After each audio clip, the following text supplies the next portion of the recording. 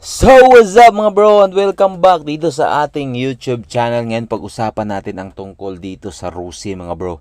Dahil alam naman nating lahat na maraming nagbabash dito sa Rusi, no? Dahil nga ito ay sirain, mumurahin mga bro at madaling masira. Ilang linggo lang, babalik ka na sa kasa mga bro para magpagawa. Pwes hindi yan totoo mga bro, dahil nga marami ang nagsasabi at marami ang nakasubok dito sa Rusi mga bro, na yung Rusi ay hindi naman talaga sirain mga bro. Nagdidepende lang yan kung paano ka gumamit sa motor mo. Dahil nga marami akong nababasa or nakikita sa Facebook na yung motor nila mga bro na branded, pero nasira lang din mga bro after ilang buwan.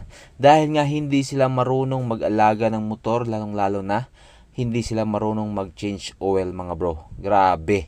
Palagi lang nilang sinisiraan yung Rusi, no? Dahil nga alam naman nila na wala silang pambili ng Rusi mga bro.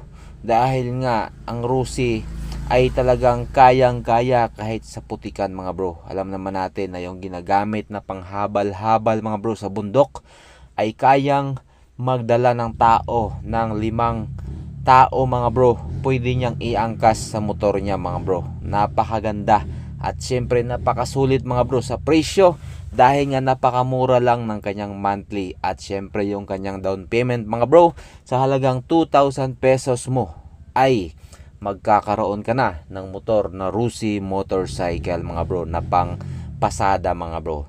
At ito yung mga ginagamit na kinakabitan nila ng sidecar para gawin nila Rusi kung ano daw yung syempre, dapat meron niyang din gawin motor bago siya ginagamit sa bumili bundok, ng mga motor bro, na pang Rusi trail, mga bro, pang dahil nga motocross marami mga bro. siyang Yung Rusi nababalitaan ay sulit talaga mga at bro, no? nagsasabi Dahil sa kanya napakaganda na ng wag kanyang daw siyang suspension, bumili ng lalong-lalo na Rusi yung mga dahil nga KR150 nila.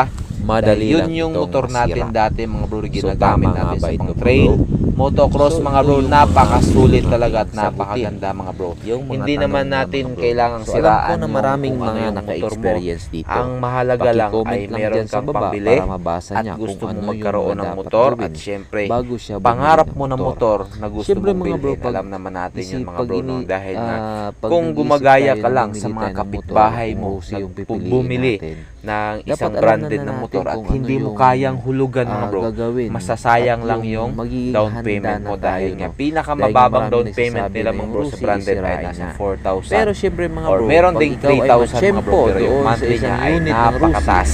na Hindi sirain nga, kaya sa bulsa wala ka mga bro talaga. kung yung So, parang kita mo lang bumili ka ay lang talaga ng kayang-kaya lang para pang-junk sa na pamilya motor. mo. Kaya Pero ano syempre, hinihintay mga mo? bro, alam naman natin na Mag-Rusi yung ka na Rusi mga bro. talaga Let's go!